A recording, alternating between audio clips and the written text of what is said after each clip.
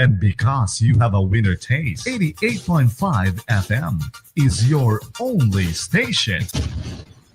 President, we are sorry. Sorry, we beg you, President, we are sorry.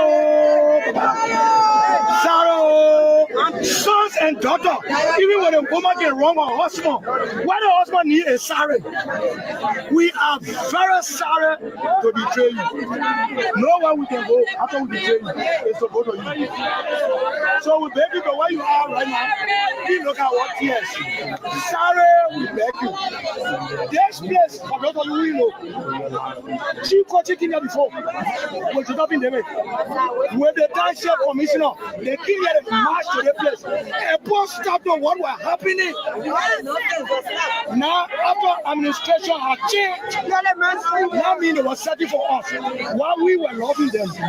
So I want to say in this group, say we homeless, thank God what we want is what we get. But after we get it, we're going to get it sound. Oh, yeah, very good.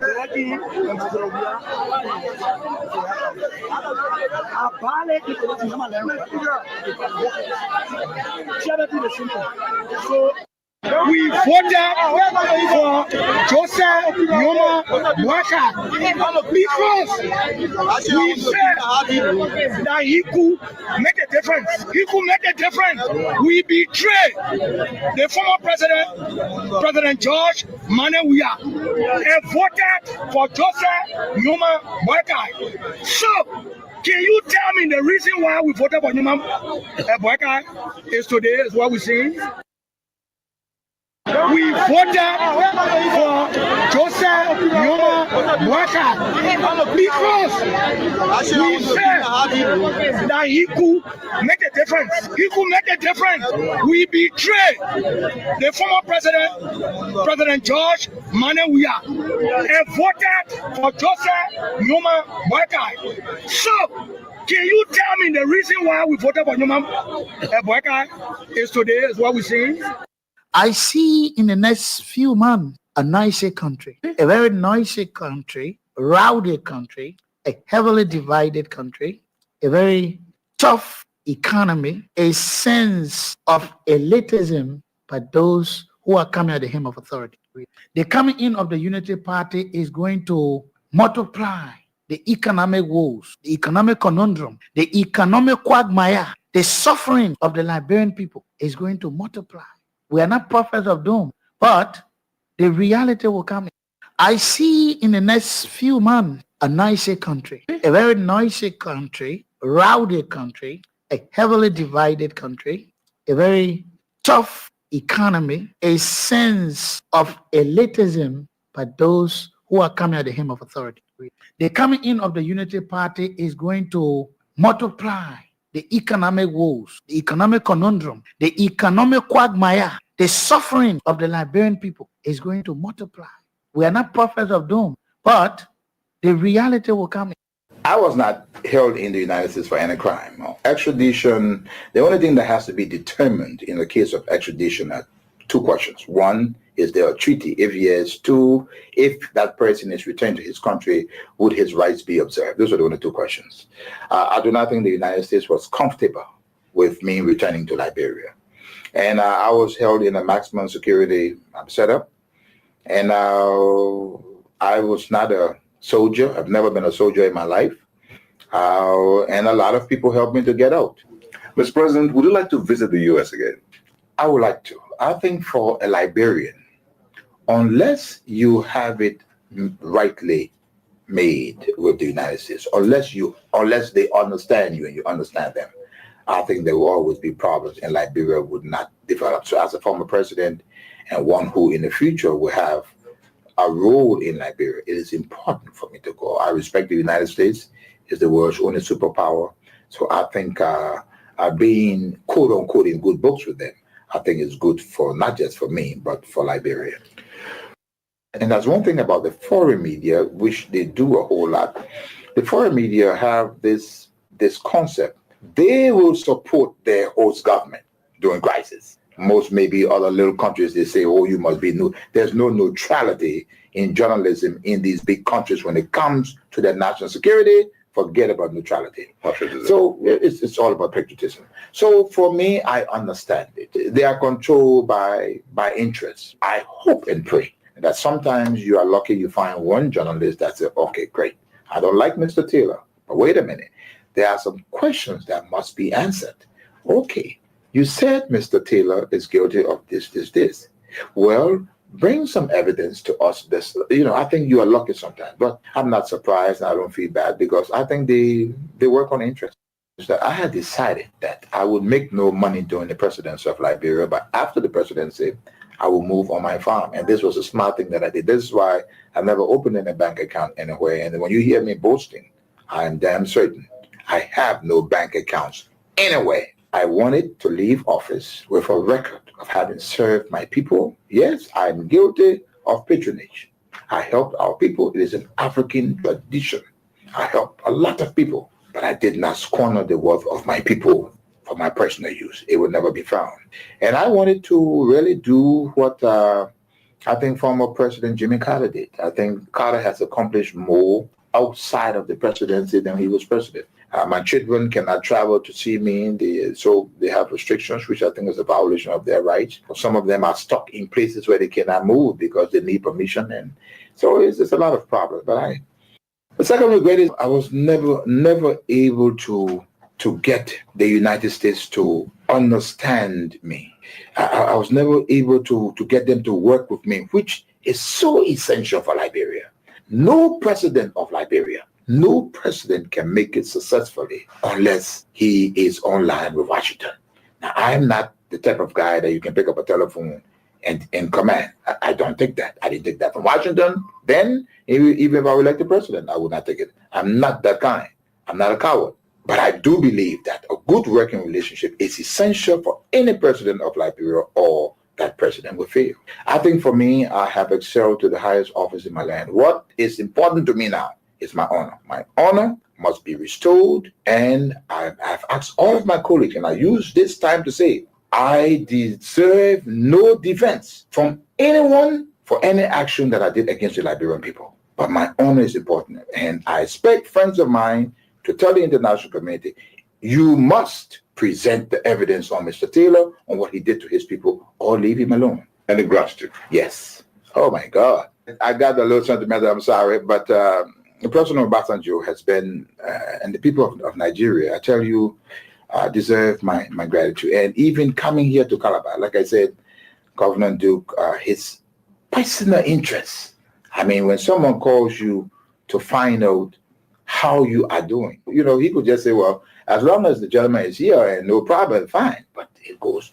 I owe also my gratitude to Thabo Mbeki, who is then chairman of the AU, the chairman of the AU now, President Shisano, President Kufuor of Ghana, many other African leaders, all of them. Good afternoon again. We try the best we can. We experiencing a problem, not from Kings 88.5, not from the show. I am convinced it is from the network, Celcom. We find it difficult to get the greetings or the welcome done. I will try my best I can to get it. I thought it was my phone. I have put off and put on the phone more than 7 to 10 times today. Nothing wrong with the phone. It is the bad service called bad network of Celcom. That is the country we find ourselves in. When you talk, then they get vexed. If this was in a country with a serious government, this wouldn't have happened. And as a matter of truth, we have had some technical glitches or hitches over the time, in previous time, but this one is bad off. Celcom and Lone Star, they are just bad off. And if it remains this way, they might likely go out of business, because what we are hearing and what telecommunication is planning, these two have started to put a mechanism in place by which they can survive. Why it is true that the introduction or the idea that the government wants to bring in is not a structural telecom company, it's a satellite, but it's have already started to have a foothold by any effect, I am convinced, on these two companies, Cellcom and Lone Star. We know that for a fact because since that was announced by LTA at a news conference, these two companies' network just fluctuating, just bad. Cellcom, Lone Star. If this was a country, I mean a country, these two companies will pay thousands of millions of dollars to a subscriber. But because Liberia is a carefree society, just like the politicians, nothing happened. So please understand and bear with me if you aren't being acknowledged or you are hearing no acknowledgement. I can see nothing on the screen. Nothing. Nothing. Nothing I can see on the screen. I try to force it, but what is appearing just Facebook user. I will try the best I can. I see Sam say good morning. I am watching from Anoka, Minnesota. I think he's the only person. And one of the places I can see, Barcelona and Spain.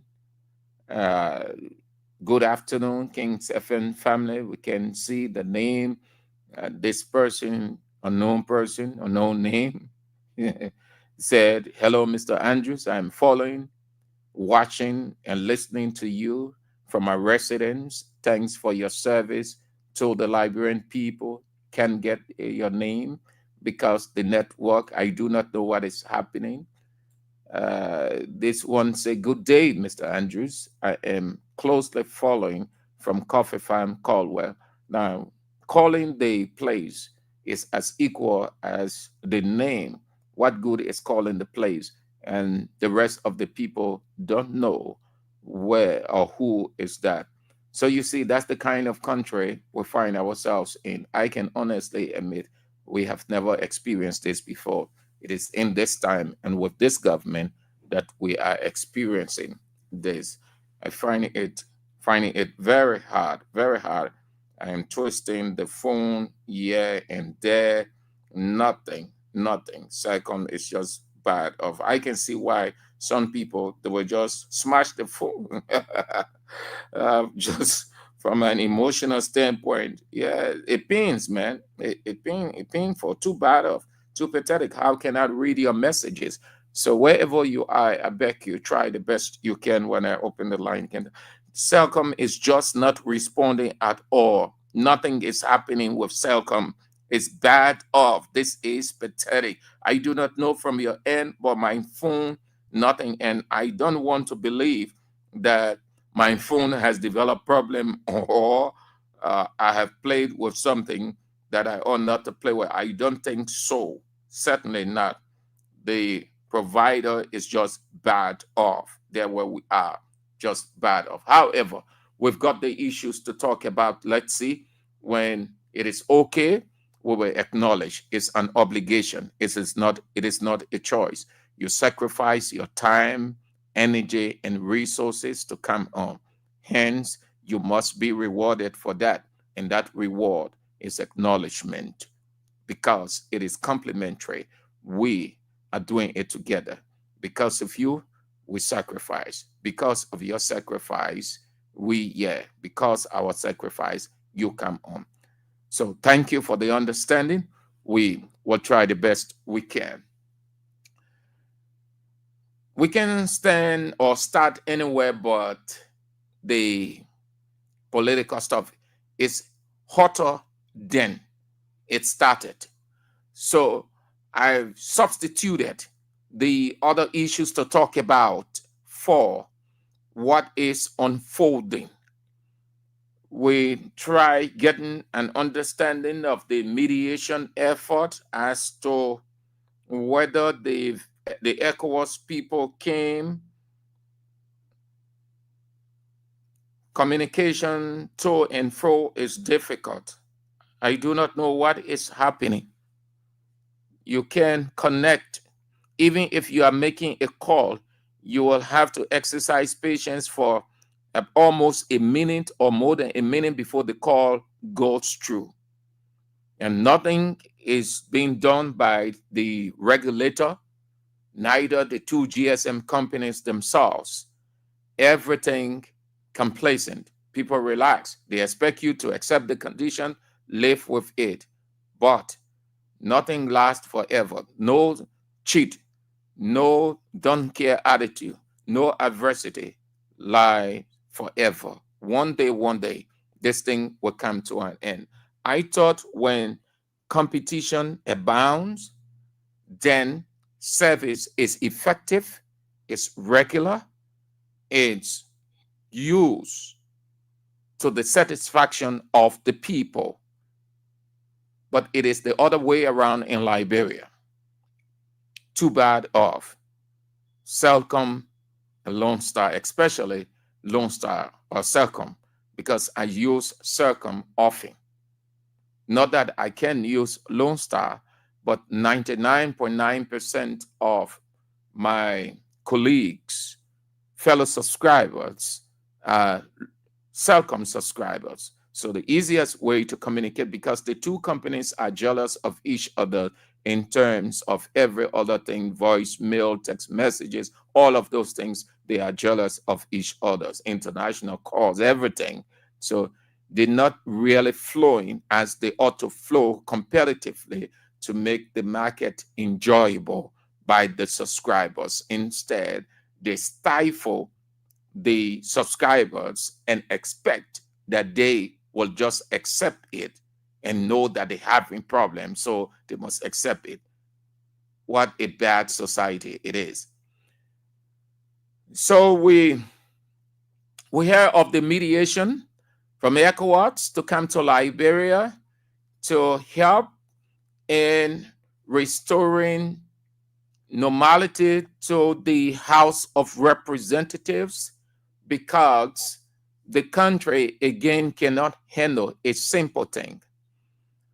Whatever the influence by whoever, as I heard people say that the effort or the resolution by ECOWAS to move to Liberia to mediate was the making of Senator Edwin Snow, who holds a key position within ECOWAS. He holds a key position within ECOWAS that he influenced or persuaded ECOWAS mediation team, or to constitute a mediation team to come in to help resolve the misunderstanding because of the magnitudinal nature of it, the level at which it has reached now. It is a boiling point. It is 3 times hotter, like Nebuchadnezzar will order the burning fire furnace to be at 3 times hotter than it was. There where we are with the speaker's remover.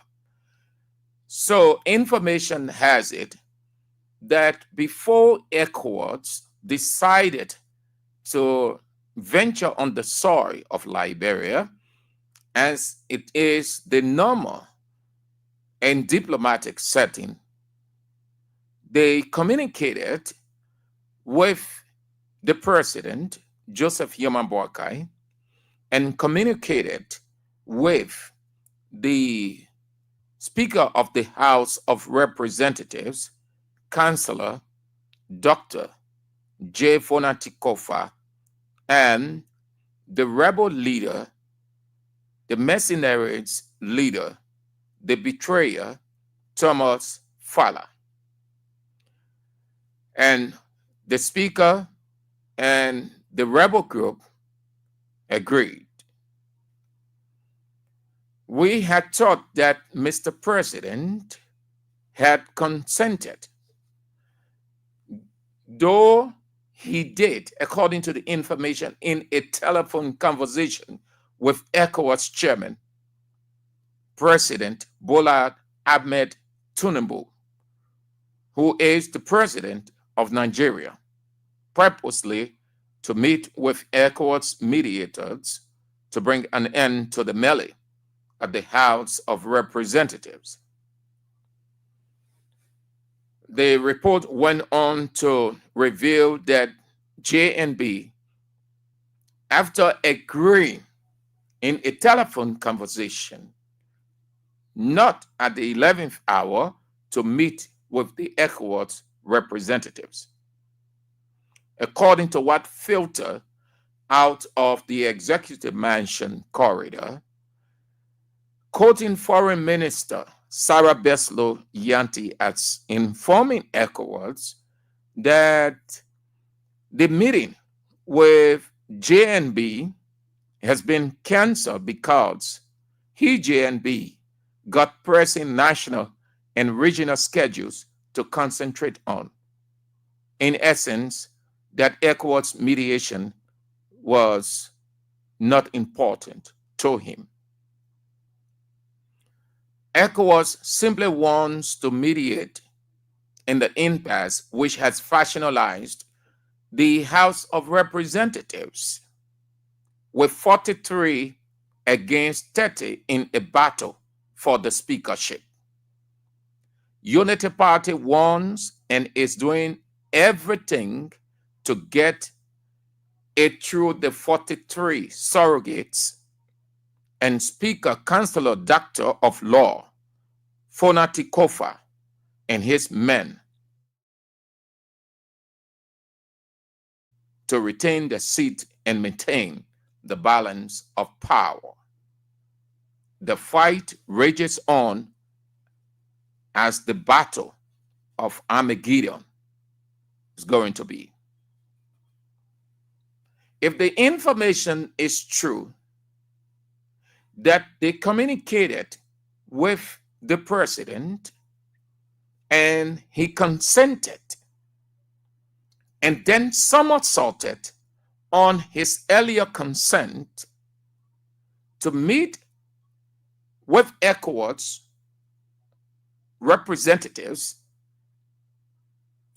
not only is that wrong, but it shows ineptitude of leadership by Mr. President.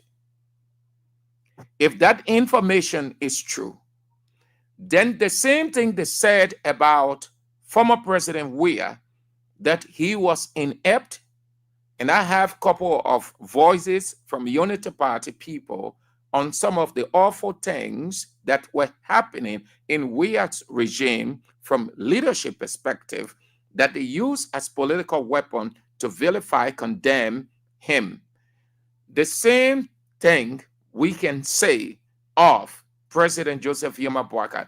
If that information is true that ECOWAS communicated with him and then at the 11th hour somersaulted on his earlier approval to meet them, then it's aptitude of leadership to the core.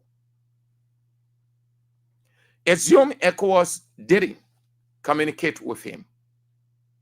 And the coming into Liberia is still worth the president meeting them. Moreover, his counterpart, Nigerian current president, Bola Ahmed Tinubu, is the head of ECOWAS. That alone would have allowed the president of Liberia to give it a respect. The fact that his counterpart, who chairs ECOWAS, is sending a delegation to Liberia, will allow him to give ear. Moreover, literally, no body in the rational thinking or rational self will just move into a country without informing the authority.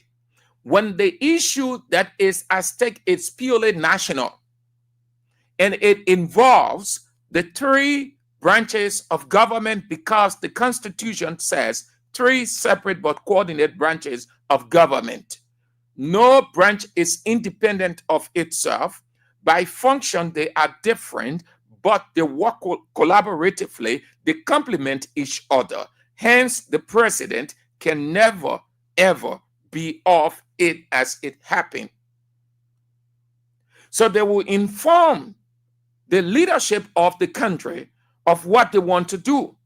Anybody who wants to insert himself, or an institution that wants to insert itself into a situation that is so delicate, given the nature, will inform that institution that they want to do XYZ, and they are seeking their approval.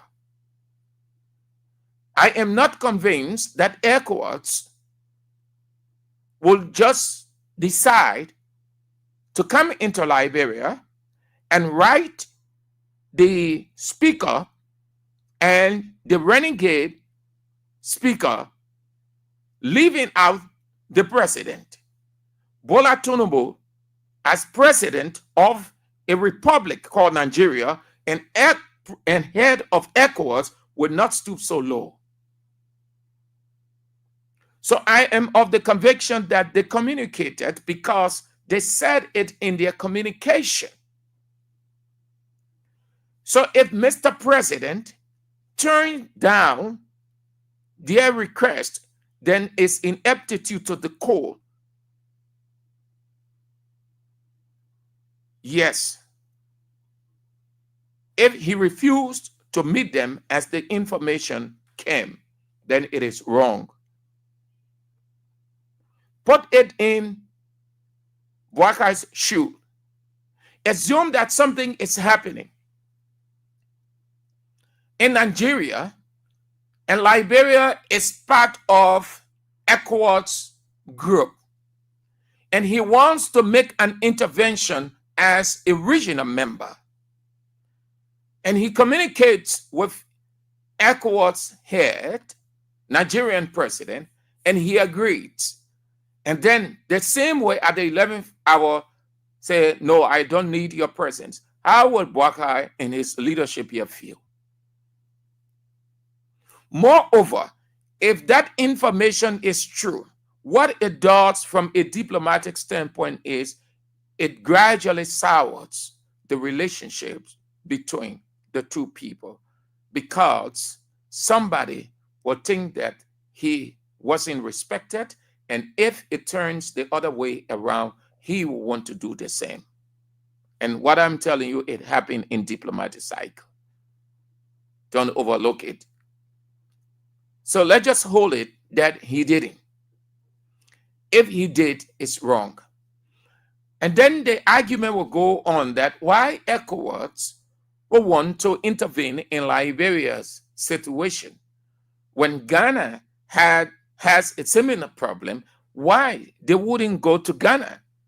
Why can they go and insert themselves into Ghana's parliamentary situation and resolve it?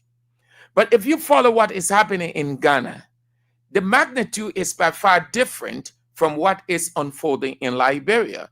Liberia situation is magnitudinal. It has gone beyond the line. It has gone beyond crisis proposal.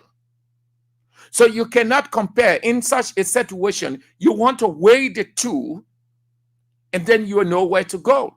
So they must have done their investigation. They must have weighed the two countries and reached the conclusion that Liberia's situation is grave. And truly, it is grave, given what is happening. It is grave, very grave,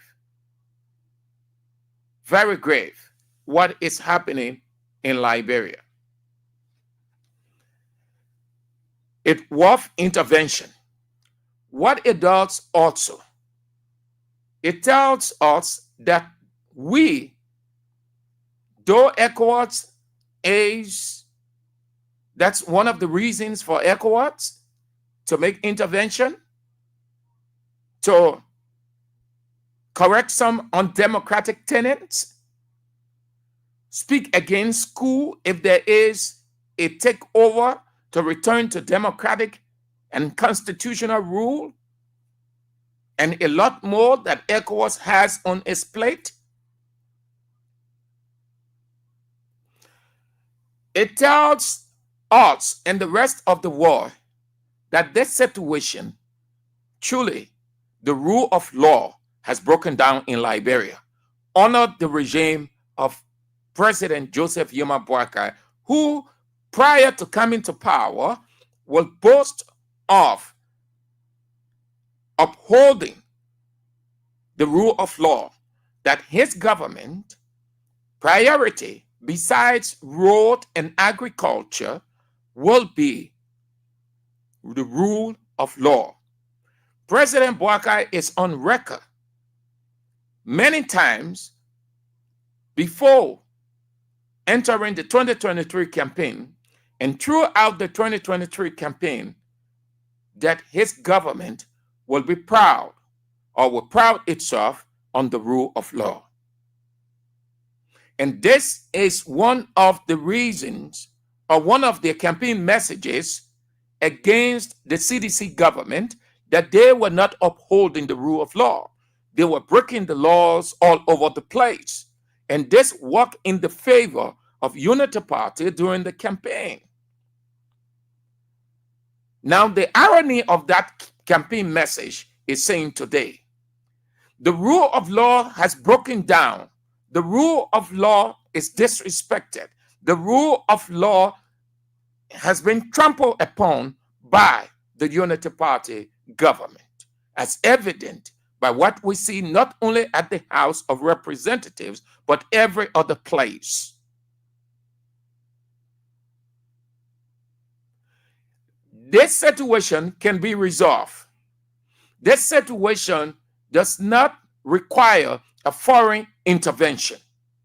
But because the rule of law, rational men and women, rational parliamentarians and politicians and analysts around the world have said that the rule of law under Boakai has broken down, wondering why this man who will argue of 42 years experience, and within those 42 years experience, there's the argument of having a clear picture, understanding of the rule of law, that ECOWAS will decide to come in.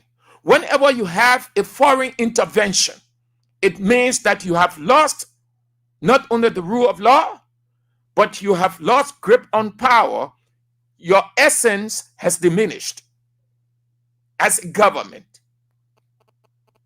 That's what it sends. That's the signal that ECOWAS will say, let's go to Liberia and settle this thing, when it is only a parliamentary, a segment of one house of the legislature, one aspect rather of the legislature. What that tells you, that the president and the government have absolutely no control, no grip on the rule of law. System has broken down. Everybody doing what they want to do. So why wouldn't ECOWAS come? Why wouldn't ECOWAS come? They saw the need to come because something isn't right at all. Something isn't right. That's the reason why they've seen the need to come, because certain things not right. And that is the removal of the speaker as being attempted by a few handful of disgruntled men and women who call themselves lawmakers, but they are lawbreakers with blatant disregard and no regret, no remorse, no conscience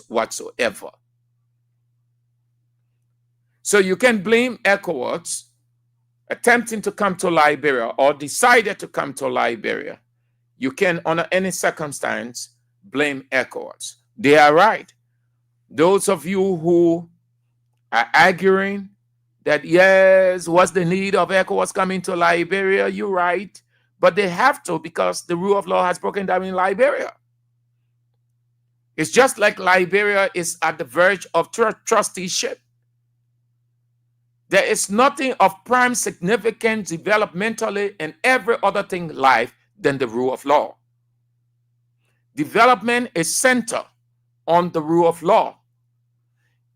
Any and everything in a country, the pillar, the foundation is the rule of law. You can decide, you can get billions of dollars, you can get billions of investors coming to Liberia. You can get all that you want. You can even get ready to turn Liberia into heaven. But how empty and useless that will be when the rule of law is disrespected, disregarded, and trampled upon. There where we are. So ECOWAS is right to come and insert itself into what we find ourselves. ECOWAS is right. You don't blame the people. You don't argue against them. If this thing had been settled from the onset, they wouldn't have come in. But they have seen it has taken long, and it still taking long, and it might take longer. In essence, what they're telling the people of Liberia, that you guys are still acting like children, even though your elected 80-plus-year-old man who said that he has 42 years experience of governance, yet the irony is clear. The paradox is saying that you can govern yourselves. So we need to come in, we need to insert ourselves into the situation to help you, because you people acting like nursery, like children, like people with tabula rasa mind. Tabula rasa mind means blank mind, nothing there. If anybody tells you, my man, you do have a tabula rasa mind, they're telling you that your mind is blank. In essence, you're not reasoning as the way they expect you to reason, despite your literacy. So they are right. Don't blame ECOWAS. Now let's get to the cross. The speaker is open, as well as the renegade leader, the betrayer, Thomas Fowler. Whatever, whichever way the discussion is going, if they are in Liberia, I show they are here. One thing that I must say, they can say what they have to say. They can attempt, as they want to, broker peace. They can be persuasive enough. They can put out whatever they can philosophically. But I expect the Speaker of the House of Representatives, Counselor, Doctor of Law, J. Fonati Kofa, not to stand down. Not to stand down. He has given the confidence, he has resolved, he has strengthened the resolve of his colleagues. He has given them hope, and that is why they are sticking with him, that he would not curtail in their parole to resign.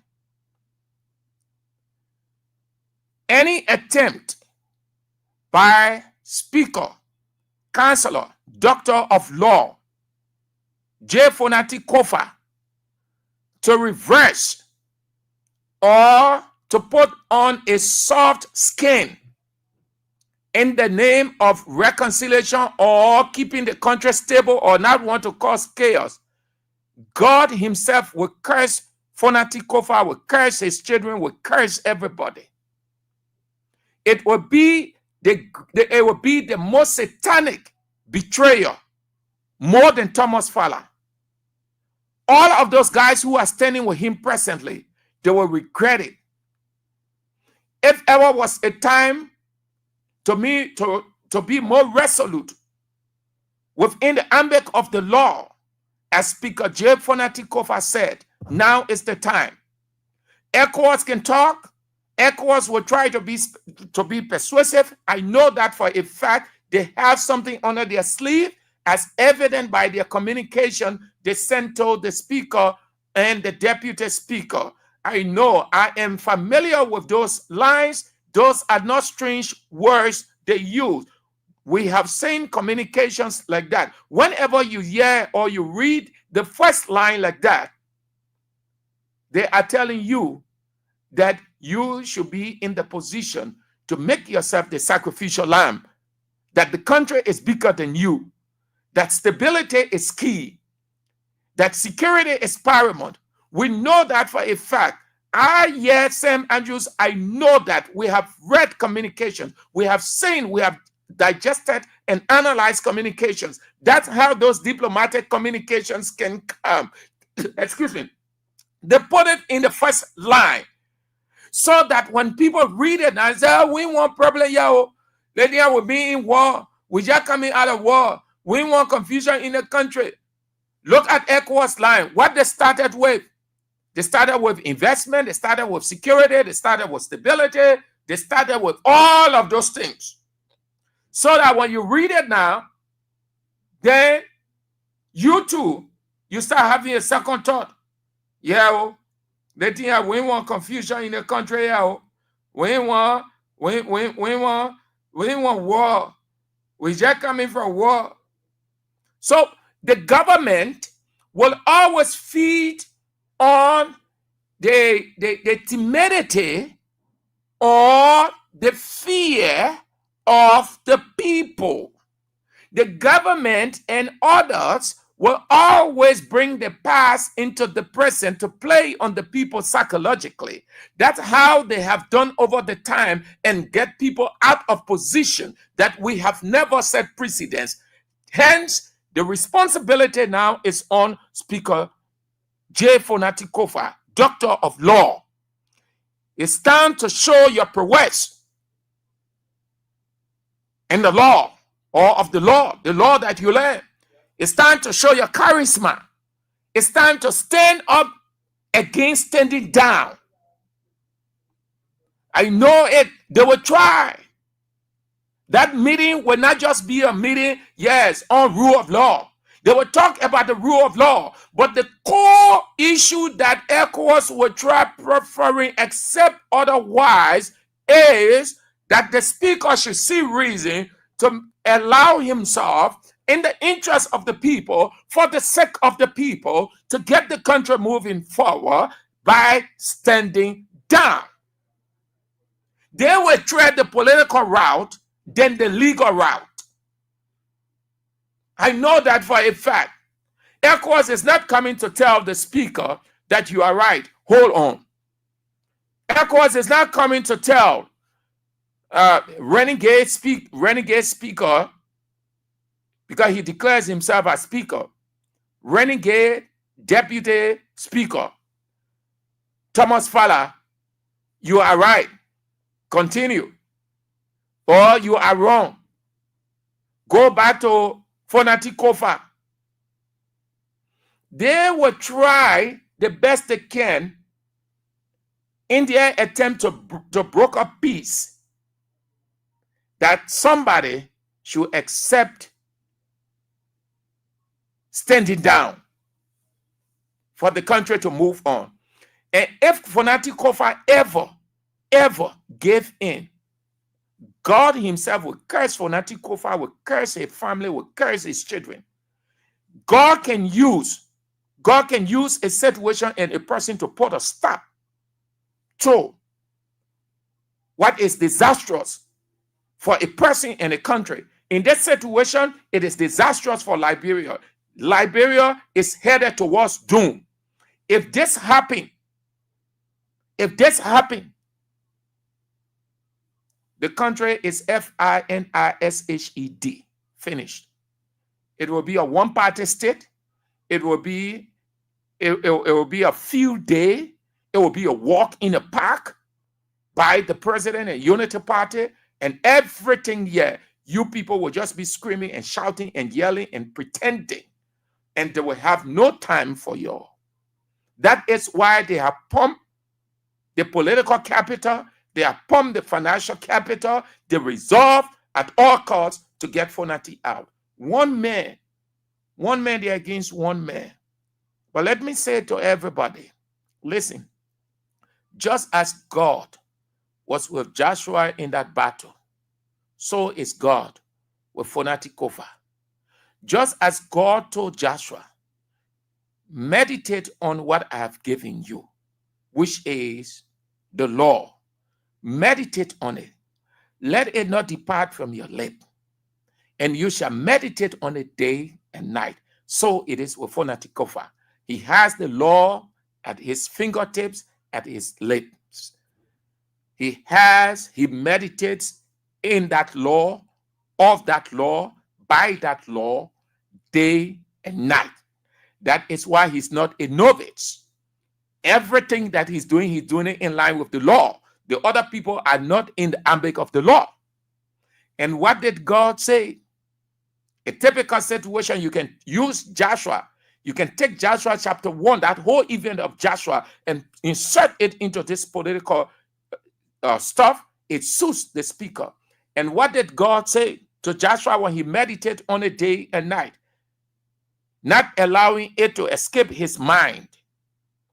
He said, and you shall prosper. In this situation, we substitute the word prosper and insert the word triumph. In this situation, the speaker will triumph.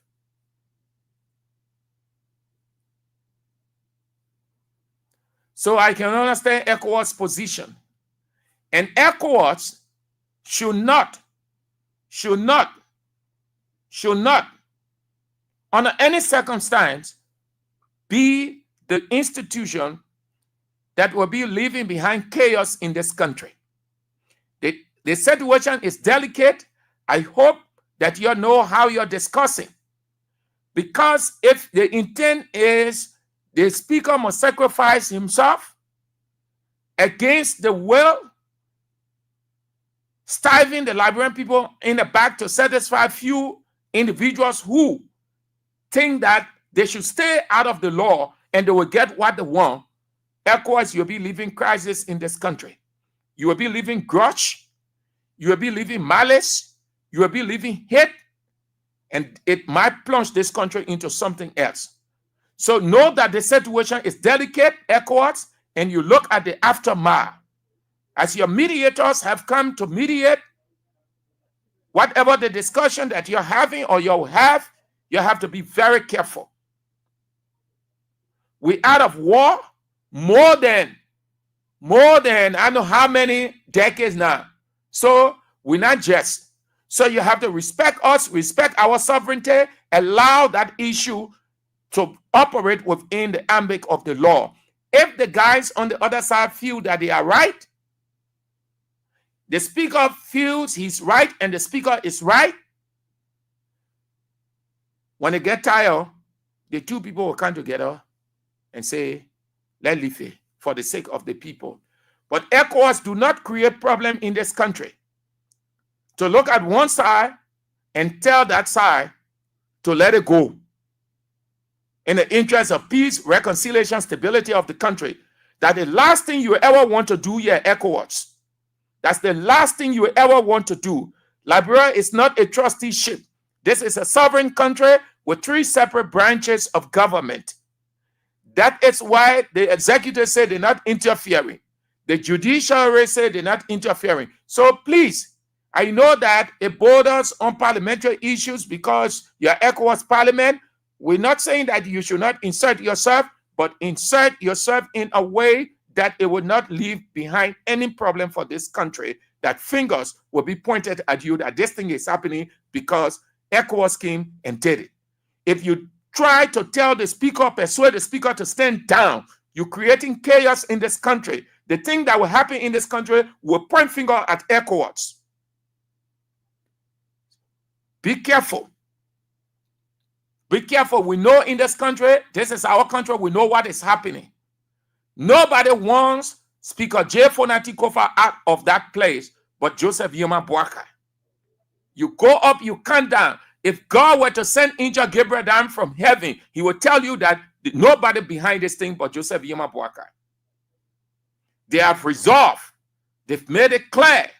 They have had meetings and they stay having meetings. The resolution is to get Fonati Kofa out. And God is with Fonati Kofa. ECOWAS, don't allow God to struck you people. Your come in this country is not bad. Your coming in is not bad. But you don't turn the tide against Fonati Kofa. You don't think that Fonati Kofa should be the sacrificial lamb to allow the rebels' will to be done. You look in the rebel faces and tell them that this is wrong. It is unparliamentary. It is unconstitutional. It is undemocratic. Therefore, you people follow the rules or the law. Tell them. Look in their faces and tell them. And that's how you broke up peace. That's how you usher in reconciliation or dialogue. That's how you go about doing that. Anything short of that, you'll be leaving chaos behind. What good is your intervention, but the atmosphere is chaotic? Then why did you come? And you don't want to be in that situation. ECOWAS. We move to the submission. There has been arguments. And I like how it is going. The argument is so interesting. That's how it ought to be. It is democratic. It's good for our culture. Not only that, but it is providing education for a good number of the citizens who didn't know. And that is why we don't need to fight. We don't need to be insultive of people. We only need to discuss the issues because we are in an intellectual den. We are educating and we are being educated. That is what is referred to as intellectualism. I like how the debate had been going on, though the atmosphere is emotionally charged. So the discussion or the argument moving here and there. The president said, Mr. Speaker, sorry, I can't submit the budget to you as I had wanted. And the reason is because you are at war within yourself against yourself. Your house isn't in order. A house divided against itself cannot be recognized and treated in a civilized society. Hence, I have resolved to send the budget to the chief clerk and not you. Moreover, consultations, I will have to engage into consultations.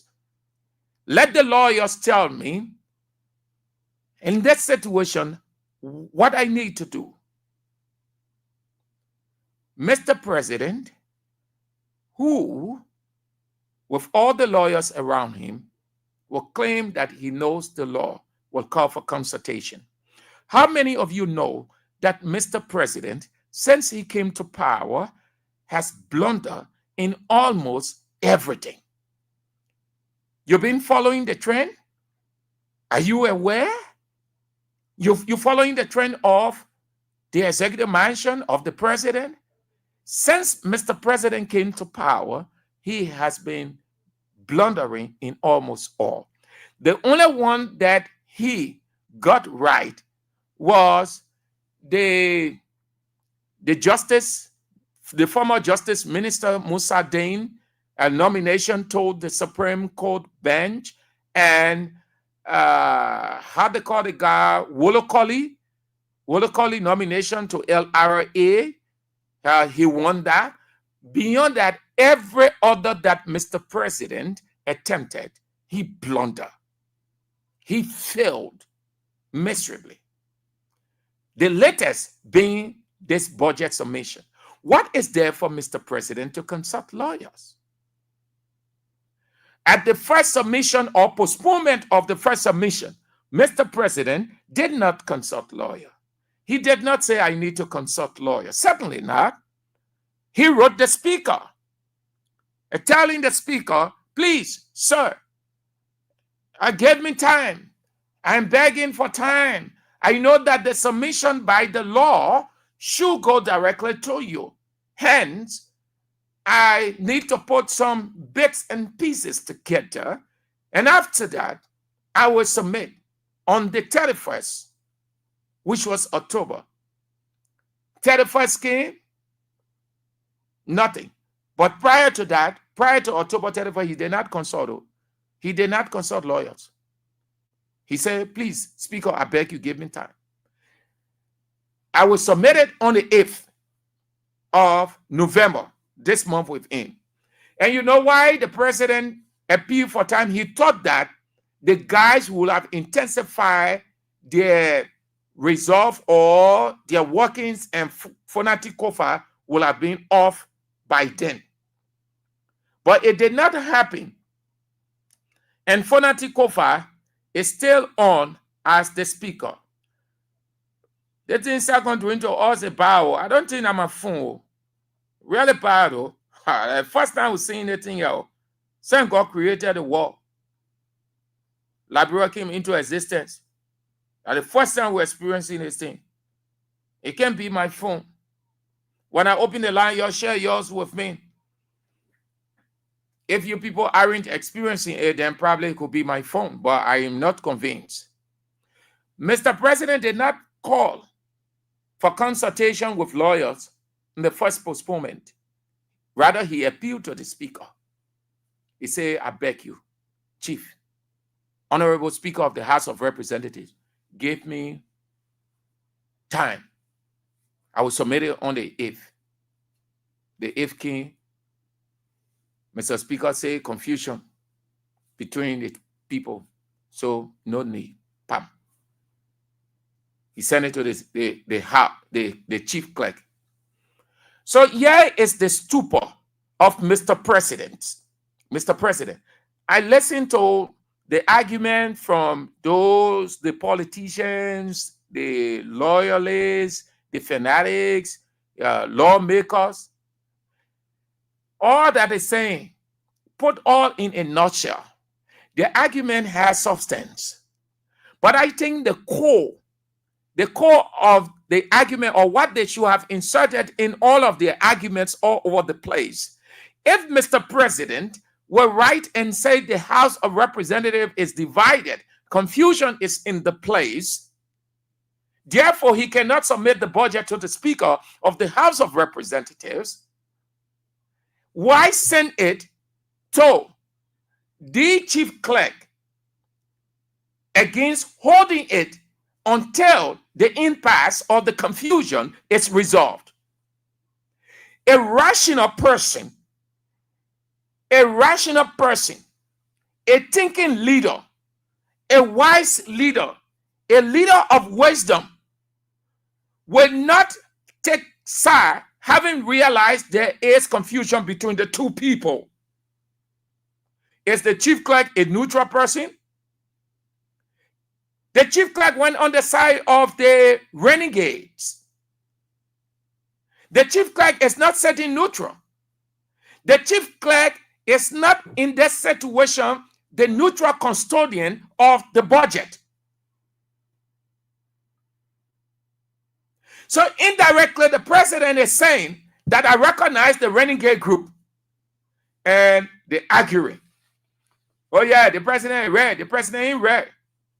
James Bonnie come out. Senator Augustine Chia comes out to identify the president pitfalls with the submission. James Bonnie comes with a counter to Senator Augustine Chia's argument that the president is right. Should lawmakers and other political leaders be arguing on that? I think they should have. They failed to pick up the simple thing in the situation. Why wouldn't Mr. President, or why couldn't Mr. President hold on to the budget, since he acknowledged that there is confusion in the House of Representatives? They are factionalized, they aren't together. Therefore, until they can resolve their issue, I will hold on to the budget. I think that would have made sense than to give it. So who you gave it to the chief clerk now? What happens? What's going to happen? Mr. President was misled by his so-called legal people. If I were close to Mr. President, I would tell him, this is it, sir. There's confusion. The House is divided in itself. Neither leadership is recognized. Therefore, we cannot send it to any one of the fighting groups. What we can do, Mr. President, is hold on to it and see how it plays out in terms of the solution they will find. And after that, then we can get back on course and see where we send it. But the president sent it to the chief clerk. What did the chief clerk? A couple of weeks ago, what did they do? All of them crossed over to the renegade group. All of them. So they took side. So if Mr. President would send it to the chief clerk, then it means that he recognizes the renegade group against the speaker, who is the House of House of Representatives.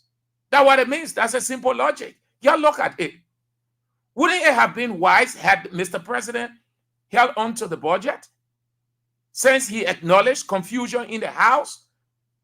Kofa is under attack. Clarence Gar, Thomas Fowler leadership under attack. He recognized no group. He doesn't recognize the two of them until they can put their house in order. Wouldn't it have been wise enough? That's what they call wisdom. That's what wisdom is. You hold on. But Mr. President said he consulted, and then the legal people told him send it there. That is not a neutral body. That person is not neutral. The person has taken side. Why will you submit? You had always, the law says, submitted to the speaker. And the speaker is still a legitimate speaker. He hasn't been removed. He hasn't been ostracized. He is still the Speaker of the House of Representatives. And you agreed not to acknowledge him as the Speaker, but you acknowledge the renegade group where the chief clerk is. Because all the clerical staff left from the Speaker, they went to the renegade group. So what the president is saying by that submission, that he recognizes the renegade group against the speaker. You see that? That is why I opted not to go into these two guys' argument. People elevating the Senator Barney and the Senator Chie, and the people arguing all over the place. People just ranting and screaming to show that our society, our illiteracy is rising. We fail to look at common sense. We fail to use wisdom. Tell Mr. President that it is wrong. He took the wrong path. The consultation misled him. If his lawyers told him that submitted to the speaker, then it means that the president told them that I am in support of Thomas Fowler, Clarence Gar, and the rest of the renegades. That's what it means. So, the speaker now, we're looking up to you. Have your say. Sorry, I stay having a problem with this thing. Lone Star Celcom too bad off, man. It's too bad off. What I mean, you can't have this such happening, man. Yeah. So you can have your say. The time is yours. I've got other things to talk about. 0772 99 23 99 33 0886 30 44 97 0800-980375, the women's line, and then you are on the show. Have your say. You're listening to Real Talk on Kings 88.5 with me, Sam Andrews, on this 11th day of November 2024. Hello. I am doing fine. Thank God Almighty. And you? I'm fine. This is Austin where I speak to you from Brewery. Go straight to the point. So, Mr. Kofa will not resign. One, Mr. Kofa looking at his integrity as a lawyer who has a client. If Mr. Kofa do resign, his clients will not believe in that, oh, this man, he can't stand pressure. Mr. Kofa is standing with the law, and he will stand with the law. So these guys, Mr. President has just damaged his whole presidency. Thank you, sir. Why can you do that? Thank you. Hello. Hello, Sam Andrew. Your name and where you call from? Yeah, I'm DT. We're calling from District 17. Let's hear you. My disappointment, if these things are true, if these information are true, that the president is turning down the ECOWAS group that is coming. If these things are true, then I can tell you, God had to have Liberia. Bouaga will definitely destroy this country because I tell you, he will need ECOWAS in front. Look, I don't know who advising him. They should advise him. Look, a leader should be able to respect another leader. You can't be respect your friend and you expect him to respect you. The only thing that he knows so much bull, he's so clever, so you can't listen to nobody besides the people that are around, and you will have serious problem in the country. Trust me. Hello. Hello. Hello, Sam. Your name and where you call from? James Labor. I call you from Waterside. Let me say thank you. Like you put it, nothing to be hard here. The president has taken side. The mayor said that he wrote this. Let's do it. The other side, the so-called majority bloc, he just said all that. They started already. So, Kofa just have to stand his ground, defend the law. Thank you so much. Thank you for calling. Have a nice day. Hello. Yes, hello. Hello. Yes, hello. I'm Michael, guys. But this is the women line, my man. 0777980375 for the women. They're not men line. Hello. Hello, good afternoon, sir. Yes. Shaya Evans is my name, calling from the office of the National Reform Youth. Let's hear you. Okay, I want to see this moment to tell you thank you for your splendid deliberation and also your analysis on the national training issue. But this attitude of the president is not surprising because we expected from day one. From day one, the president started fighting this figure because of Rachel Kuhn. Because the figure was supposed Rachel Kuhn, and unfortunately for Rachel Kuhn, he did not win. So because of that, the United Party people and the president, they are all angry and making everything possible to make sure that the figure is removed, which will not happen because we are calling on the figure not to resign. Because if the speaker is not the speaker of the betraying the thousands of Liberians that are supporting him. Thank you so much for the opportunity. Thank you for calling too. Have a nice day. Hello. Good afternoon, Sam Andrew. Good afternoon. Yeah, I'm Peter David Castle. I call from another street in Lower Johnsonville. Thank you very much for the fascinating discussion this morning. I think our argument that the financier and the major instigator of the removal of fanatic Kufa and have come to actuality. Joseph Bouaga and his government are the one. And we are hearing that the equal mediation committees are already come. And we communicated to fanatic Kufa, do not resign. Stand by the side of the law. We are here with you and the 30 men, the 30 representatives, your base is still inside. So nothing should change your mind. The law is the law. Those antiquity of ideas that were used yesterday should not be used today. Thank you. You very much. Hello. Hello. Yeah, good afternoon, Sam Andrew. Yes. This is my watch, a purple defender. Yeah, let's hear you. Yeah, Sam Andrew take you the afternoon for the show. You know, the people that were defending Joseph Bouaga know nothing about the removal of the speaker. You want to happen in a how they will call it. He said communication to chief instead of the speaker. Instead of the speaker. Then we hearing the people saying that he say he want me with the ECOWAS. He may not mean with the ECOWAS. They're going to think the ECOWAS must do the right thing. They may not enough speaker Kofa one more sacrifice for Liberia. They for the 3 men they must sacrifice for the country because we forced to in the soil and voted them to go make good law for us. They're not going out also to go make law for themselves. So they must do the right thing. And speaker the Francisco will not resign. Thank you.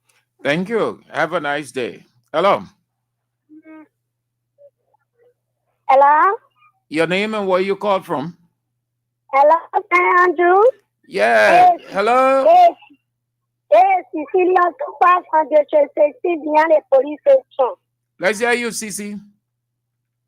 You see, St. Andrew, when I hear people saying vodka is not, and I hear one Isa. Sometimes I hear people saying that they say, well, who president ever did remove somebody, then the president not Isa. This legislation that ever move somebody, then president not Isa. Doing everything. You don't see what I'm saying for them. Our early initiated is so today, Waka is sitting on his to remove from a people after giving him water. He said, I can't go. And then you don't go when you get in the water, you gotta get the water before you kill it. And why you get the fanatico back? He get fanatico water and now you're able to kill him. He get us fanatico back. Let go down there, let go so, and still right, tell the people to destroy him. So like that, he the one taking that man for that. Okay. Yeah, so like he the one doing it. So let for some people to see that we see the any higher with him. Okay, Mama. Thank you for calling. Have a nice day. Hello. Hey, sir, good afternoon. How you doing? Yeah, I'm doing fine. Thank you. And you? How are your weekend? Yeah, great. All glory to God in the highest. And yours? Yeah, okay. Yeah, this is Edmund Carr, and I'm in Weaver Community, that District 5. You know, that information we started getting it from the morning hour on other station that, in fact, Waka wrote ECOWAS telling them that he will not be able to meet with them. That information is scary because, mind you, some of the countries within ECOWAS are breaking away funding of black.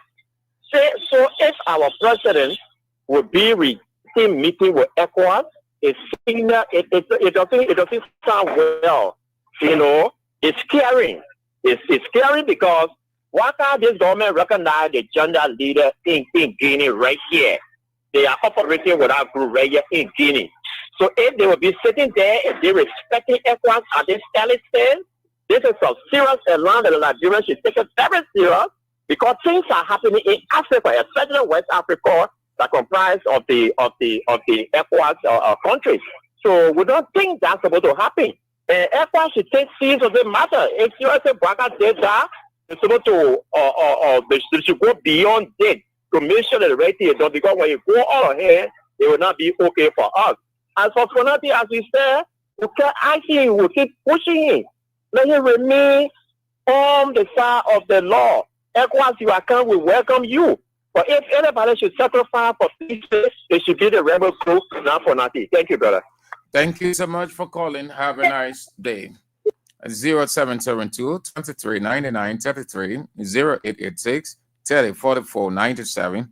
The women's line 0777 980 Do not call my personal line. You will not get on. No, it is personal. It's not station. The station lines are 0772 23 99 33 0886 30 40 97 0777 980375.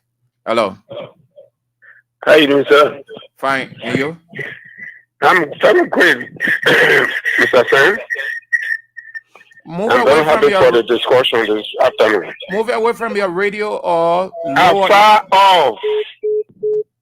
Very far off. It's just very far off. Let's hear you.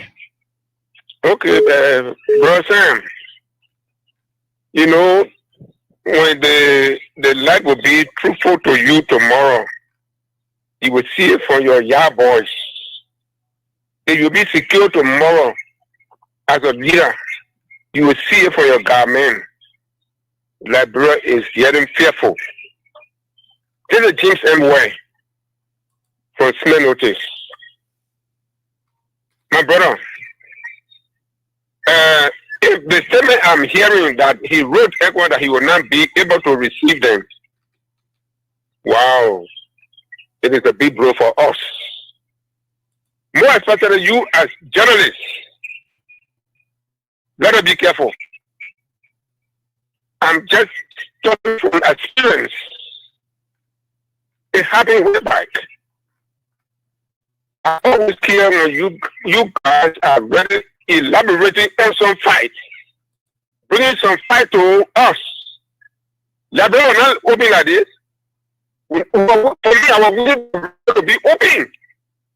Even I want to become a soldier. The way they use to dress. But I was swearing right now, I'm scared, police, I'm scared to join them. Let me be brave to you. Their dress code used to make me like, even when one right on fire, they will not shoot me. They will not even kill me. Nothing to be afraid. Yes. I beg you that let them be vigilant. All that they should be vigilant. Don't have no secret.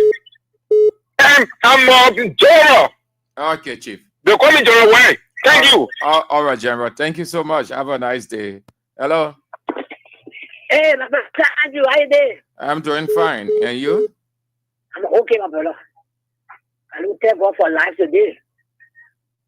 Some at the hospital this evening, and then I get more to talk, but at least God gave all the privilege. Let's hear you. Yeah, this is my CC. I'm calling for Carroll Town. No, sir, Andrew, I'm hearing that President Bwaka goes to people that he will not be here and he will not receive them, right? What I want to say to Omen Joe Bwaka and the followers that voted for him, you see that the people are coming for us in this country? Our country is on a crossroad. On a crossroad. Sir Andrew, take it or leave it. The thing I'm seeing in this country now is getting rougher. And I want to say to Fatih Kofa, I'm not supporting us, I support the law. And I support the law, not for particular individual. And he knows the law, I support the law, I stand by the law. So let's see the man saying about OS, why do you get problem with it? But whatever particular stand by your word. And we'll be behind the country. We'll be in the country. Stand by your word. You are a citizen lawyer. You know the right and the wrong.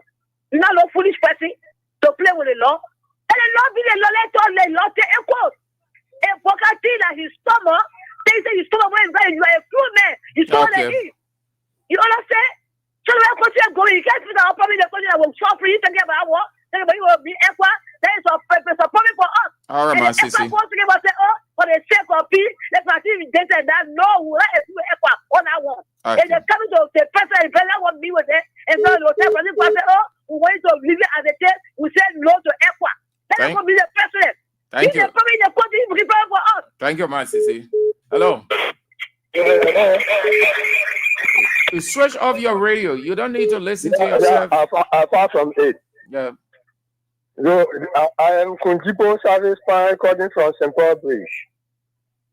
Yeah. So, Saint David said, the law is my shepherd, I shall not want.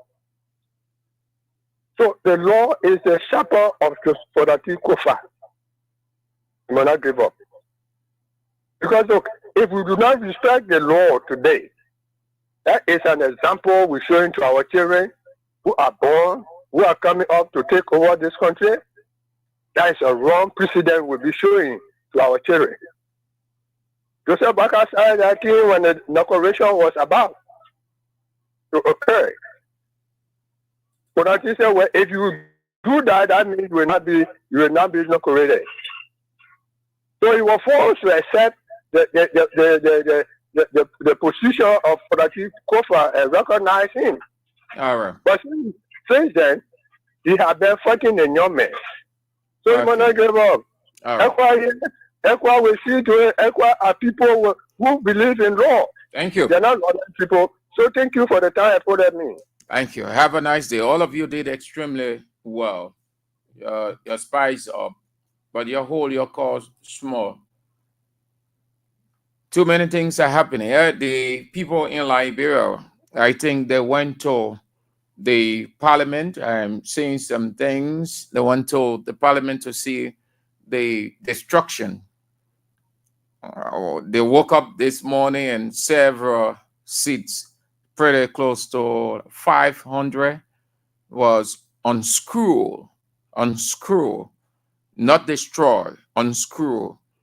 Don't tell anybody a chair was destroyed, unscrew. Because the way it is, it was set up. The back, the one you can lay on, can lay back, it can go down. So that's chair that if you took it from there, you can go and sell it to any institution or church. So what they did, I want to believe there was no way to get them out. It was on purpose. So they screwed them and they left them there. Another argument said that the renovation work was already in place. So some people were attributing what came up this morning, the vandalizing of the chairs or unscrewing, to the renovation work that the speaker had initiated or the leadership of the House initiated. Either argument makes sense.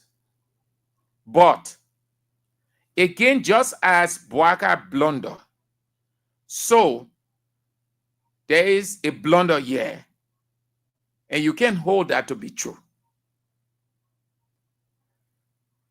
The renovation work, if you had the renovation in place and there is a confusion, it means the renovation can go on. So those who are arguing that the renovation was already initiated by the leadership of the House, wrong. Those who argue that somebody went in and did that might be right because the chairs were not in the normal position. But what I can say today is to wind down on this to go to another.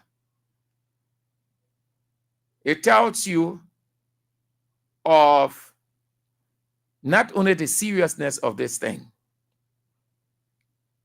not only the breakdown of the rule of law, but each and every member over there, their lives is at risk. And because they are in war, and that's what happened when you're in war. War is nothing but destruction of life and property. War. Those are the two essentials. Those are the two elements of war. Destruction of life, called killing, and destruction of property.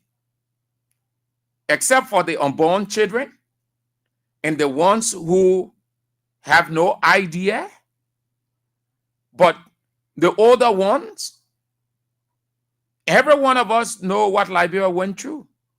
It was destruction and death. That is why the country can go forward. For years now, it's still in this situation. That's what war brings. But what I can say is what I'm saying. War brings death and destruction. That's what you have when you have confusion. When you think that, oh yeah, it's okay. The guys over there have to be careful with their life now.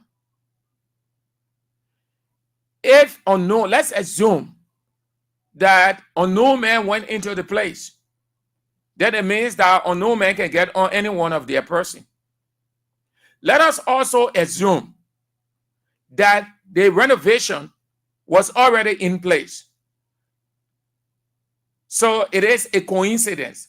The coincidence can hold in the situation because the leadership, no leadership in place. Right now there is war, there's confusion. Everything is at a standstill.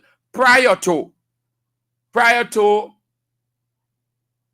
before this morning, was it like that? When the renovation started. So we can agree to the argument that renovation work was already in place, so it is a coincidence. It's not a coincidence. It was done deliberately. It was a covert operation.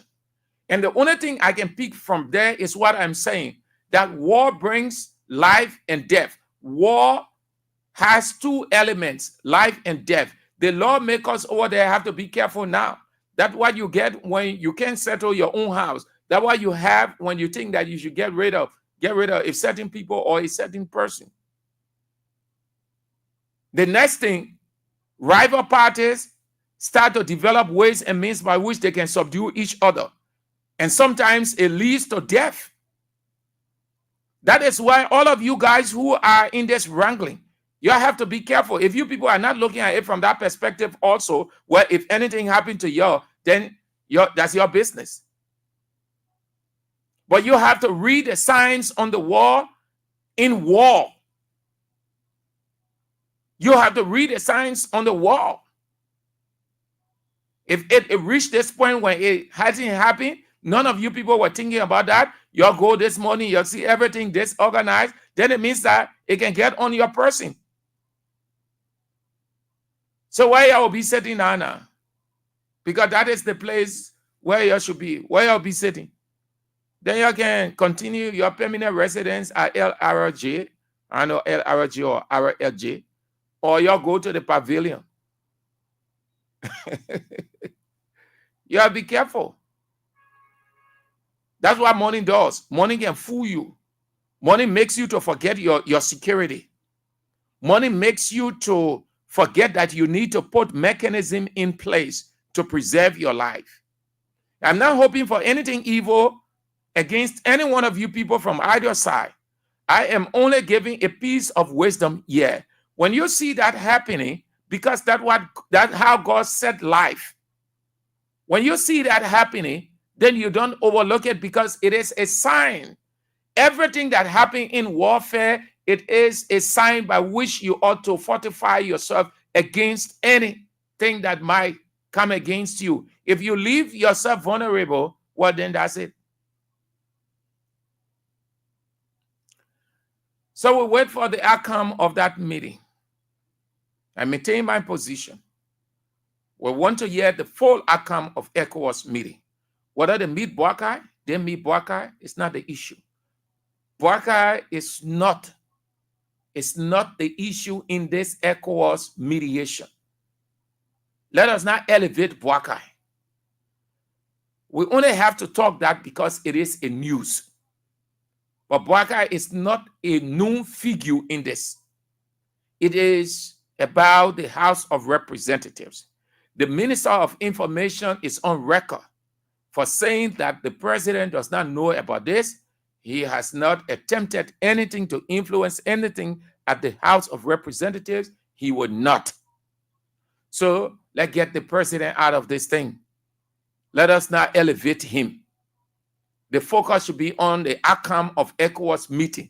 Since they said they're coming in to find out and to broker peace, to restore the House of Representatives, there where our focus should be.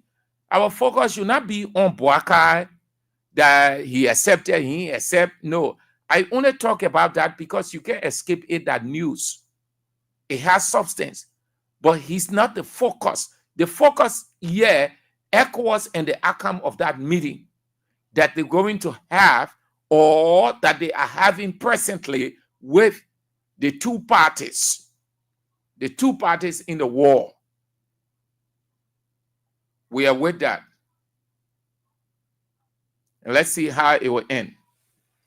And nobody Nobody should come to tell us that the speaker say he resigning. Neither must the speaker himself come to tell. Well, if he reaches that point, well, then it's up to him. We'll not do anything. It's up to him. We'll not take him and beat his butt. we will not jail him. We will not do anything to him. It will just show that he messed himself up, and everybody who is in support of him now will go against him. And the government and unity party will rejoice that they accomplished their goal, that he's not a precedent-setting speaker. They will celebrate. They will triumph. Watch it. Let Speaker Kofa get out. You will see the celebration in this country. You will see the celebration amongst the lawmakers. You will see. You open your mouths and say that how the country looking. You'll see. Let him get out. But he has to set precedent. He has to stop it. If Fonati Kofa right now is the only man that can put a stop to this. We wake up in the morning, we're removing speaker. We wake up in the morning, we're removing speaker. We wake up in the evening, the speaker must go. We wake up in the night, the speaker must go. Fonati Kofa is the only person right now. And God himself is looking up to him. If he gave him to the guys, then if he kowtow in their power, then it's up to him. We'll just say, well, that's it. It's over. He gone. But he would bend his head down in shame. He would never have the face to look at anybody and say anything moral. He would never have the face to look at anybody to talk about the rule of law. He would never have the face to go into any gathering and say that he's speaking. In fact, I'm sensing in my spirit he might even leave the legislature. Oh, yes. Because he will not have the face to sit in the midst of his colleagues. Because they will see him as a man. Not only that, not only a person that they should not respect, but they will use him. They will throw talk at him. They will say all manner of things against him. And many days, he will go home worrying and crying. That's the future that awaits for Fonati Kofa if he gives in. If he doesn't give in and stand up like man, stand up as a lawyer, and look in the faces of everybody and say, this is the law. Our country is based on the law. Our country is the rule of law and not rule of men. It is either you tell the rest of the guys that they are wrong, they should do the needful, get the 49 and get me out, or ECOWAS, you pack your bag and you go back and let's be in it. Then the whole world will celebrate Fonati Kofa as hero. He will go down in history as the man who put a stop to just removing speaker in Liberia by a few people with the support of the executive at any time. He will go down in history. He will be the hero. Books will be written about him. He will have countless interviews with almost all the international networks, just as they did George Weah. Today, George Weah is a hero. The whole world respects George Weah. The whole world bows to him for conceding at a time the whole world felt that he wasn't going to, because he had everything available to him as the president to have held on to power and say this, and nothing will have happened in this country. and he will stay on as president. But he said, let's put a stop to this thing. We condemn other countries.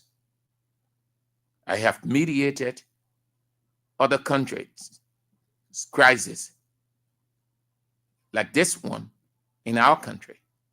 Therefore,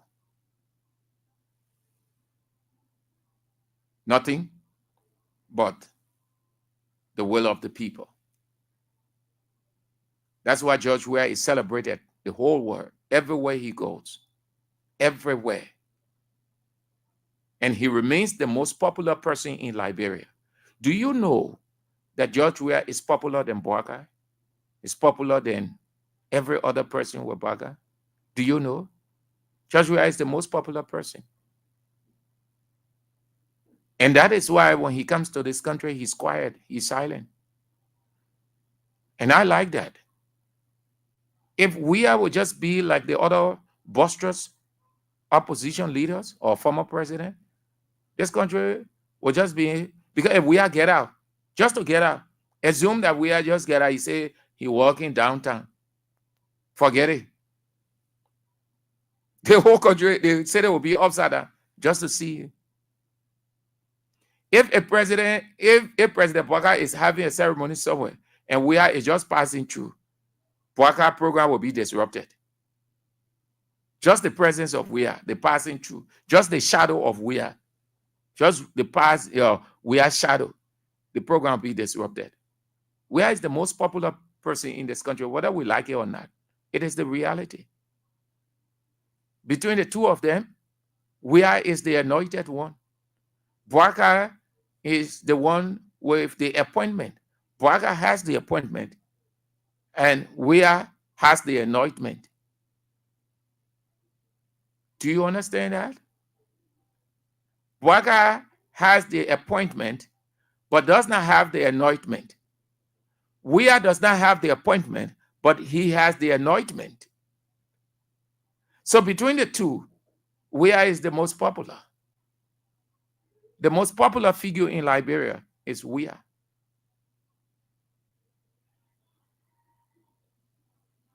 He gone down in history all over the world. You look at it, everywhere he goes, everywhere, Weah and Boakai can get out of this country.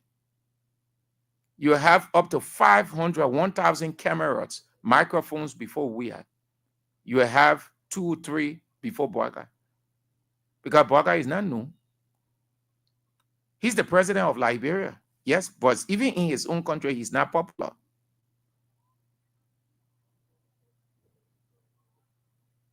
So Fonati Kofa will go down in history if and only if, like Weah, he can put a stop to this. Wake up in the morning, we're removing speaker. We ain't want a man.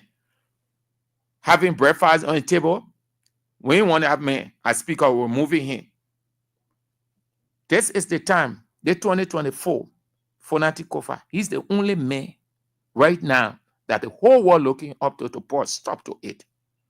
And no better way to do it but to stand his ground. Not to stand down, but to stand up. As he has always said, he stand up to the rule of law.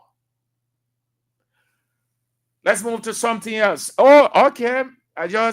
Why the communication? So former lawmakers, former elected lawmakers, they say they're getting involved too. Former lawmakers, Rufus Newville and his guys, former Representative Alomiza Enots, they wrote a communication saying that they want to get involved. Yeah, they wrote a communication. I will try. It's not too clear, but I will try so that this is it. It's a given the importance.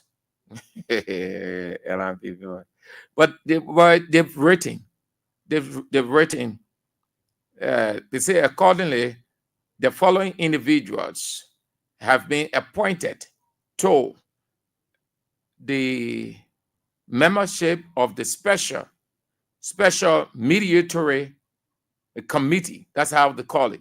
Special Mediatory Committee. The three persons, Professor Edwin T. Jua.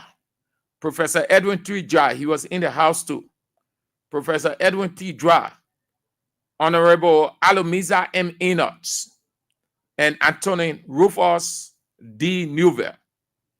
They've written a communication as concerned former elected and served legislators to intervene or to help settle the misunderstanding at the House of Representatives. All right, that will be doing it for that. Let's go to something else on. Before that, LACC, we're waiting. We're waiting. LACC, you open investigation on the 25 or the 15,000 United States dollars. We're waiting. I don't think that you want to take long before you can bring that up.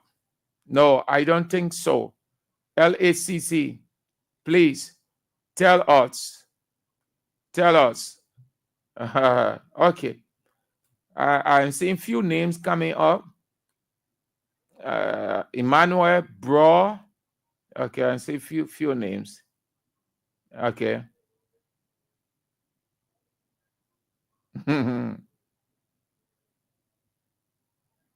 Okay. Emmanuel Bro say, my dear brother and friend, don't hurt your head because the alleged planned resignation of House Speaker Councillor J. Fonantikofa is a big lie that shouldn't be believed in any sector in Liberia. Okay. At least God, the names are coming up little by little.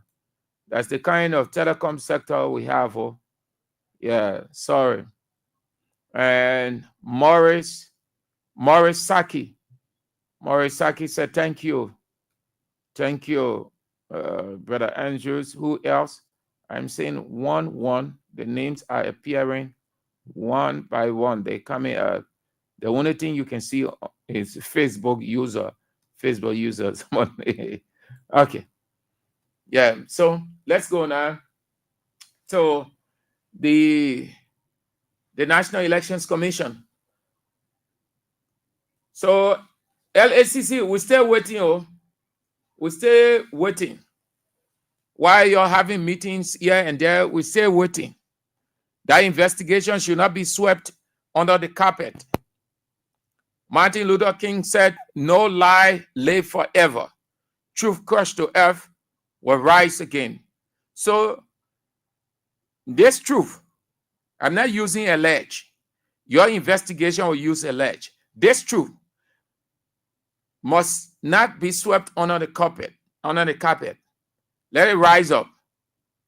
Let it rise up. Why am I am not using allege? That investigation will use allege. Big men and women, men in their 50s, in their 60s, in their 45, educated men and women with children, homes. They said they received 15,000. They said they received 15,000. So why am I using allege again?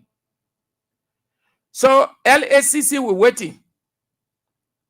Do not allow, if you sit down, the people bully you, then you are toothless bulldog for truth. Then you will always remain that way. You will not get any prosecutorial power that you have always wanted in this country. Bring out that investigation, that investigative report. Bring it out, LACC. Bring it out. Let us know. It borders on your reputation. It borders on the House of Representatives or the legislature. Integrity. It borders on the government's reputation. LACC, bring it out. Let it not be swept under the carpet. Let it not go to bed just as the assets recovery went to bed. Let it not go to bed just as the declaration of assets gone to bed. Bring it out. Yeah, we're waiting. Don't just be having meetings all over the place. So let's talk about the meeting they had now. They met with and held talks with representatives from the United Nations Resident Coordinator Office and PRIMSIN Management Services at the headquarters, at their headquarters. That meeting was part of what they refer to as final evaluation of United Nations Sustainable Development Cooperation Framework for 2020-2024, and they intend to assess progress and outcomes achieved in their alignment with Liberia's national development priorities.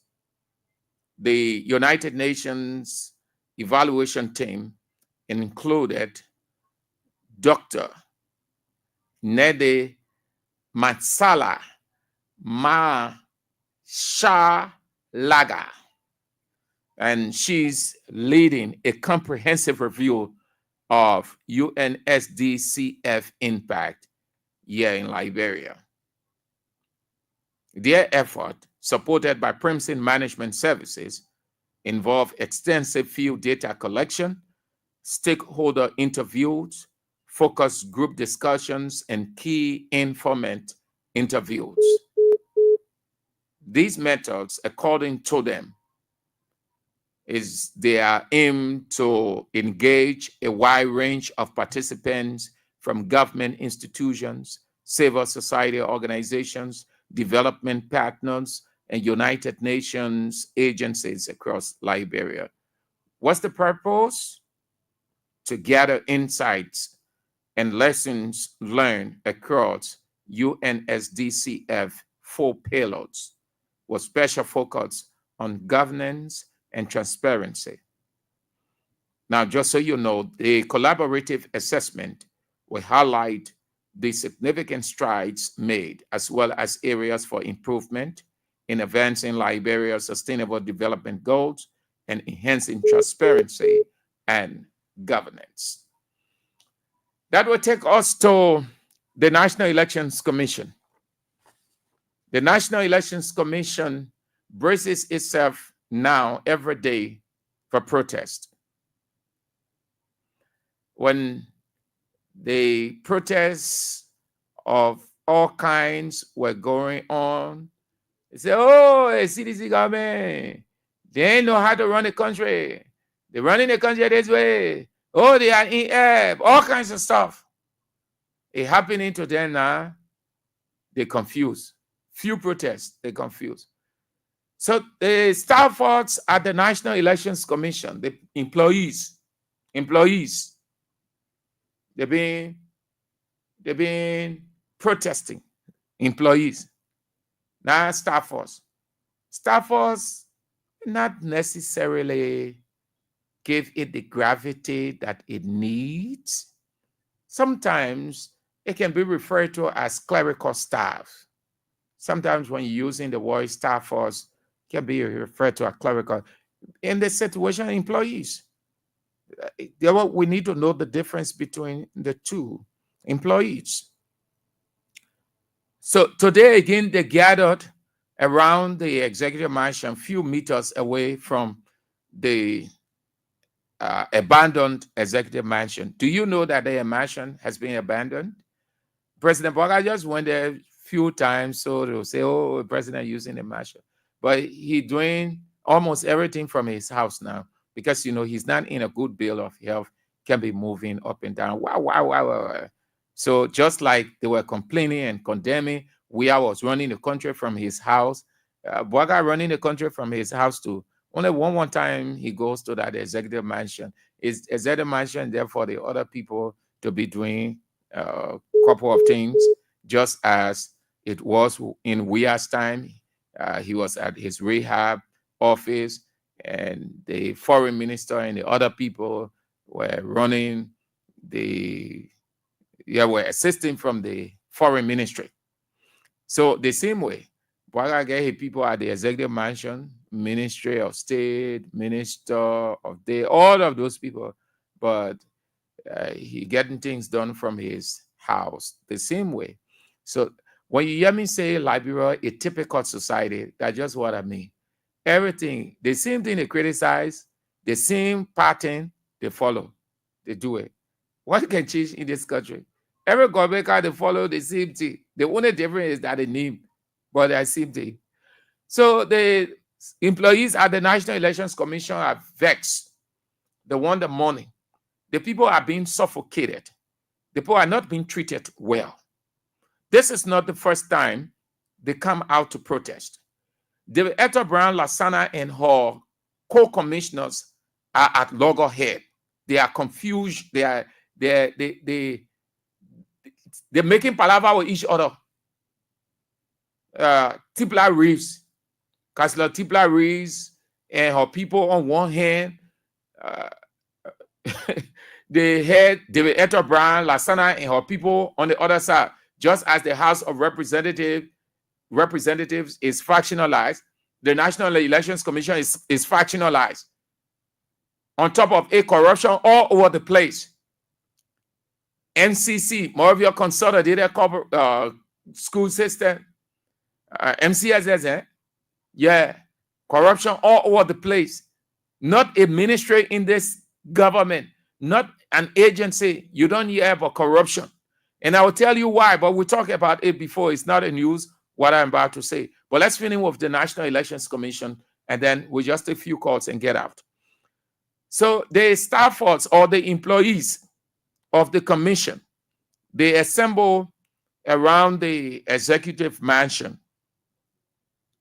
protesting over the reported misuse of $8 million United States dollars. According to them, that money was intended for their benefit and allowances for the work they did in the 2023 general and or legislative and presidential elections. They sign on to contracts. They enter agreement. They said that, yes, you'll do this. When the money comes, we'll do this. And when this amount is left over, it will be remitted to you people. They went through all of those. And let me say this. We're talking because it's news and we have to talk as citizens, and it is our responsibility. But you don't want to talk about the National Elections Commission because very many of the people at the National Elections Commission, they are drunks. They are drunks. I know that for a fact because when this thing was going on, I was around there almost every day. And we raised some of these concerns. Some of them will come outside and say, oh, the people say we must do that. Oh. The people say we must sign it all at once. And we'll ask them, but you people show you read the document. Have they given you the document to peruse it, analyze it, digest it well, and even if it will cause you people to show it to lawyers so that they will guide you along the way. Some of them say, oh, well, you know, the thing about the people always think, and you know, they're not the first year, yeah. Well, they say, but yes, they're not the first year. But you people, when the election ends, you can't complain. We can see it here. So why this time around, you people will not be technical enough so that you don't experience the same thing? They say, oh, the people say, most of them, the thing I'm telling you, what I'm telling you, I know it. We were at that National Elections Commission, and some of them who are listening to me, they know. They're saying yes. What Sam Andrew is saying here because you were always here. I have friends at the National Elections Commission. Most of the time are on 9th Street. So today, when they were protesting, I was looking at the faces. I was looking at their faces. And some of those people that I spoke to personally and tried to guide them that, oh, look, yes, you want money. I know the country is hard. You want to work because the National Elections Commission has the budget and they'll have to pay you. But do it in a way that at the close of the day, you will not come on the street to protest. because you will have labor and you should earn from your labor, or you should earn, you should earn from your labor. I saw some of them today. That is the reason why I said sometimes you don't want to talk about the National Elections Commission people, but we have to do it because it is a responsibility. They work. They were told. They were given the assurance. David Etta Brown Lasana did not deny. She did not say, we don't have money for these people. They were volunteering. They asked to volunteer for the country. And nobody volunteers for Liberia. Liberia has the money. It is not patriotism and nationalism to work, and your country can pay you when you're generating, when you are laboring for the country. It is complementary. You labor for the country pay you, and you honor what you are told to do.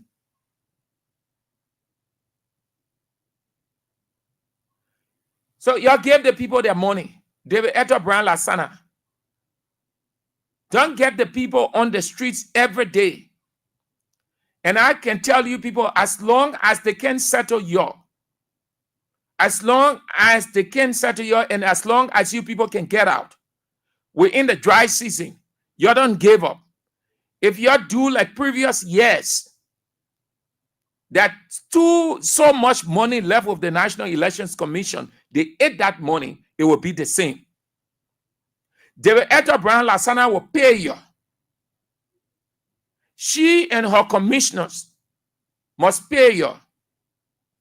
Just as she created a mystery character in Edward Appleton, today he's rewarded as ambassador. You press upon her, let her pay you. You press upon her. Just as she was very cheeky throughout announcing the results, because she knew what she did. You pressurize her and you give her cheek. She will pay your money. You work for it. You deserve it. You people are Liberians. You work for your country. You don't go by that saying from Abraham Lincoln, it is not what your country can do for you, but what you can do for your country. That thing does not apply to any modern country today. You labor, you must be rewarded for your labor. God in heaven tells us that. That's why God is against it. I can sit, as I said in here, I can show you up to 50 verses in the Bible that God attaches curse to laboring, and you're not paying people for their labor. God is against it. Both Old and New Testament. You go in James chapter 4, you will see it. Don't even talk about the Old Testament. When people labor for you, they put everything from in out, using their energy, their resources, their time, and then you are gaining from it, and they cannot gain in return. It is a curse. So your pressurized whole, it is a legitimate money. It's not a begging money. You're not begging David Etta Brown Lasana. You labor for it. You work for it. You deserve it. Every day you're gathered, she will give you that money. It's good that she and her other commissioners, they are in confusion because they know what she's doing. You pressurize her. 8 million, they said, for their benefits and allowances. But she will claim that the money was remitted to the government account. That means they put the money in government account. That's what she said. You see that? You see it? And you see it? She said the money was remitted. She didn't say that loud. That's not true. She confirmed it, that they had legitimate concern, that there was an agreement reached on that identical 8 million. But she said, she's simply saying that after the election, they took that 8 million that left over, they put it in government account. That is a lie, blatant lie. Even if they put the money in government account, you can get out. The people labor for it. Don't treat people like that. You don't do that. You got nothing to suffer. You got nothing to regret. You're earning good money over there. Your family is well to do. You are well to do, David Eto Brown Lasana. Those people labor. They have extended families. They have maintenance problems. Some of them can send their children to school. Some of them come from far distance every day. The transportation alone they pay. They're hoping on that money to do something. They have made projections, but they cannot get the money to buy what they want to buy or to settle their children's school fees from those projections because the money is not forthcoming. But you can go to your house, you get money. You can go and use your ATM card and take off 500, 1,000, 2,000 US. If these people are not there every day, David Eto Brown Lasana, you and your co-commissioners, you think that work can be done at the National Elections Commission? If all of these people during that time, if all of them would just strike, wasn't it going to be something different in this country? And you're sitting there and you tell the people that you remitted the money into government's account, that they will have to come and protest. So had they not come out to protest, you wouldn't have confirmed that you remitted the money into government's account. They can get out. Once it goes into government account, you can get out.